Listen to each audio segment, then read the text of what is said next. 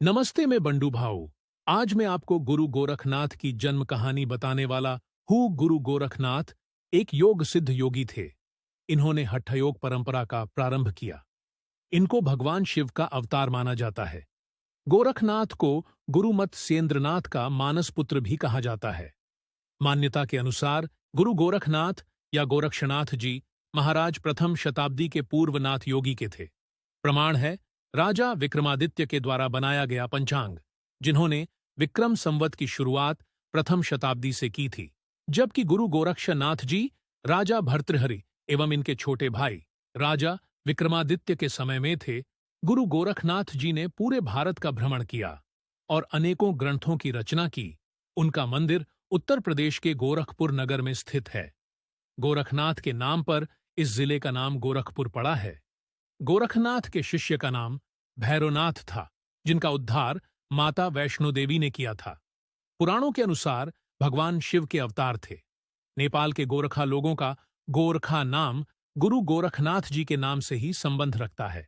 नेपाल में एक जिला है गोरखा, उस जिले का नाम गोरखा भी इन्हीं के नाम से पड़ा। माना जाता है कि गुरु गोरखनाथ सबसे पहले यहीं दिखे थे। गोरखा जिला में एक गुफा है जहां गोरखनाथ का पग चिन्ह है और उनकी एक मूर्ति भी है।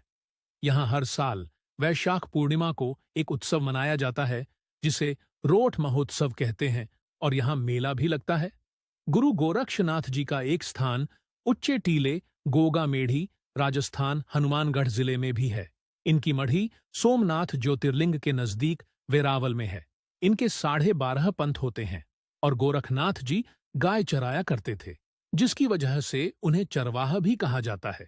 इनका जन्म एक ग्वाल अहीर कुल में बाबा मच्छेंद्रनाथ जी के आशीर्वाद से हुआ था।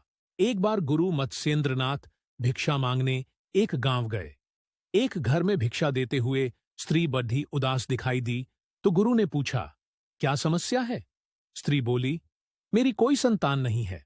उस स्त्री को परेशान देख गुरु मत्स्येंद्रनाथ ने उसको मंत्र पढ़कर एक चुटकी भभूत दी और पुत्र प्राप्ति का आशीर्वाद देकर चले गए। लगभग 12 साल के बाद गुरु मत्स्येंद्रनाथ उसी गांव में फिर से आए और उस स्त्री के घर पहुंचे। दरवाजे के बाहर से आवाज लगाकर स्त्री को बुलाया और कहा, अब तो पुत्र 12 साल का हो गया होगा। असलियत में वह स्त्री गुरु मत्स्येंद्रनाथ की सिद्धियों से अनजान थी, इसलिए उसने गुरु मत्स्येंद्रनाथ द्वारा दी भभूत को खाने की बजाय गोबर में फेंक दिया था। गुरु मत्स्येंद्रनाथ की सिद्धि इतनी प्रबल थी कि भभूत बेकार नहीं जाती। स्त्री घबरा गई और सारी बात बताई कि मैंने भभूत को गोबर में फेंक दिया था। गुरु मत्स्येंद्रनाथ ने कहा, वह स्थान दिखाओ। वहां जाकर देखा, तब गुरु ने उस स्थान पर बालक को आवाज लगाई। गुरु मत्स्येंद्रनाथ की आवाज से उस गोबर वाली जगह से एक 12 वर्ष सुंदर आकर्षक बालक बाहर निकला और हाथ जोड़ाकर गुरु मत्स्येंद्रनाथ के सामने खद्दधा हो गया। इस प्रकार बाबा गोरखनाथ का जन्म स्त्री के गर्भ से नहीं, बल्कि गोबर और गो द्वारा की जाने वाली रक्षा से हुआ था। इसलिए इनका नाम गोरक्ष था। इस बालक को गुरु मत्स्येंद्रनाथ अपने साथ लेकर चले गए और आगे चलकर यही बालक गुरु गोरखनाथ बने।